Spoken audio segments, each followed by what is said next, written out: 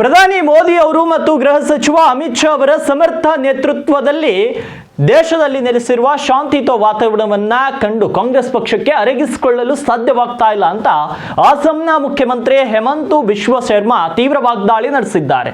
ಗೌಹಟಿಯಲ್ಲಿ ಮಾಧ್ಯಮದವರೊಂದಿಗೆ ಮಾತನಾಡಿದ ಅವರು ಕಾಂಗ್ರೆಸ್ ದೇಶದಲ್ಲಿ ಶಾಂತಿ ನೆಲೆಸುವುದನ್ನ ಬಯಸುತ್ತಿಲ್ಲ, ಬದಲಿಗೆ ದೇಶದಾದ್ಯಂತ ಅಶಾಂತಿ ಮತ್ತು ಅರಾಜಕತೆಯನ್ನು ಸೃಷ್ಟಿಸಲು ಸಂಚು ರೂಪಿಸುತ್ತಿದೆ ಅಂತ ಆರೋಪಿಸಿದ್ದಾರೆ. ದೇಶದಲ್ಲಿ ಅರಾಜಕತೆಯ ಪರಿಸ್ಥಿತಿ ನಿರ್ಮಾಣವಾದರೆ ಅದರ ಲಾಭವನ್ನು ಪಡೆದುಕೊಂಡು 2029ರ ಲೋಕಸಭಾ ಚುನಾವಣೆಯಲ್ಲಿ ಹೇಗಾದರೂ ಮಾಡಿ ಅಧಿಕಾರಕ್ಕೆ ಬರಬೇಕು ಎನ್ನುವುದು ಕಾಂಗ್ರೆಸ್ನ ಏಕೈಕ ತಂತ್ರವಾಗಿದೆ ಎಂದು ಶರ್ಮಾ ಚಾಟಿ ಬೀಸಿದ್ದಾರೆ. ದೇಶದ ಭದ್ರತೆ ಮತ್ತು ಅಭಿವೃದ್ಧಿಯ ವಿಷಯದಲ್ಲಿ ಕೇಂದ್ರ ಸರ್ಕಾರದ ನಿಲುವನ್ನು ಬೆಂಬಲಿಸಿರುವಂತಹ ಅಸ್ಸಾಂ ಸಿಎಂ ಕಾಂಗ್ರೆಸ್ನ ಈ ರಾಜಕೀಯ ತಂತ್ರಗಾರಿಕೆಯನ್ನ ದೇಶದ ಜನತೆ ಎಂದಿಗೂ ಒಪ್ಪುವುದಿಲ್ಲ ಅಂತ ಹೇಳಿದ್ದಾರೆ. ದೇಶದ ಶಾಂತಿ ಮತ್ತು 2029ರ ಚುನಾವಣೆಯ ಸುತ್ತ ಆರಂಭವಾಗಿರುವ ಈ ರಾಜಕೀಯ ಕಿಚ್ಚಿನ ಬಗ್ಗೆ ನಿಮಗೇನು ಅನ್ಸುತ್ತೆ ಕಮೆಂಟ್ ಮಾಡಿ ತಿಳಿಸಿ.